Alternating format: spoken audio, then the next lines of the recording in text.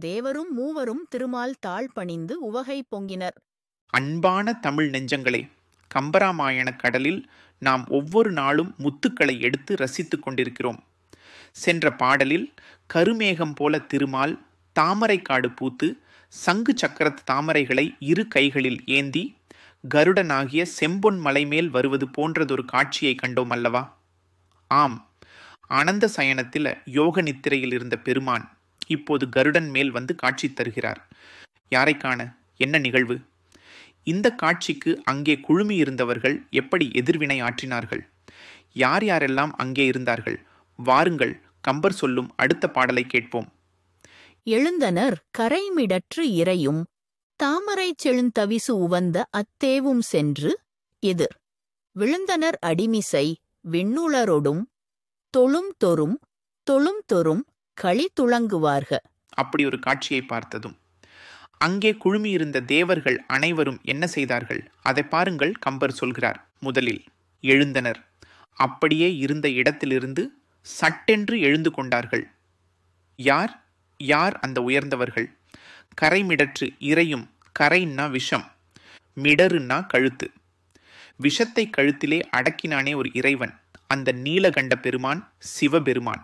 அவரும் தாமரை செழுந்து தவிசு உவந்த அத்தேவும், தாமரை மலரில் இருக்கும் வளமான அழகிய ஆசனத்தை விரும்பி அமர்ந்திருக்கும் அந்த தேவன், தாமரை புஷ்பத்திலேயே குடியிருக்கும் பிரம்மதேவனும் இவர்களோடு சேர்ந்து விண்ணுலரோடும் வானுலகில் இருக்கிறார்களே அத்தனை தேவர்கள், முனிவர்கள், கந்தர்வர்கள் என்று அத்தனை பேரோடும் சேர்ந்து சென்று எதிர் விழுந்தனர்.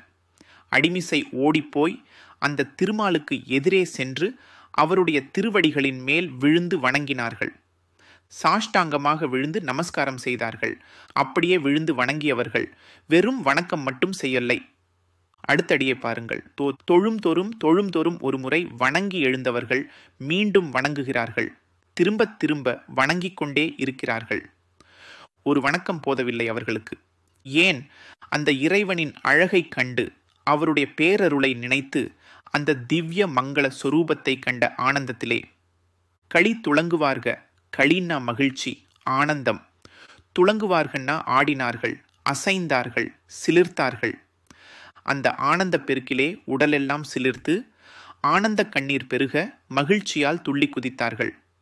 அடடா, என்ன ஒரு காட்சி!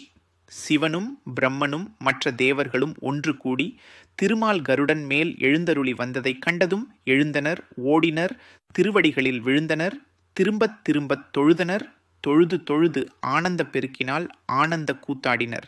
இறைநிலை கடந்தவர்கள், உயரிய பதவிகளில் இருப்பவர்கள் கூட அந்த பரம்பொருளின் காட்சியை கண்டதும் அந்த பேரு வகையில் திளைத்து தங்களை மறந்து தொழுது ஆடி பாடுகிறார்கள்.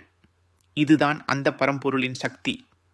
இதுதான் அவனை கண்டவர்களின் பக்தியின் வெளிப்பாடு. இந்த காட்சியை கண்முன்னே நிறுத்தி அந்த ஆனந்த அதிர்வை நமக்கும் கடத்தி விடுகிறாரே கம்பர். அந்த மகாகவியின் சொல்லாளுமையை என்னென்று சொல்வது? அனைவருக்கும் இந்த ஆனந்தம் பெருகட்டும்.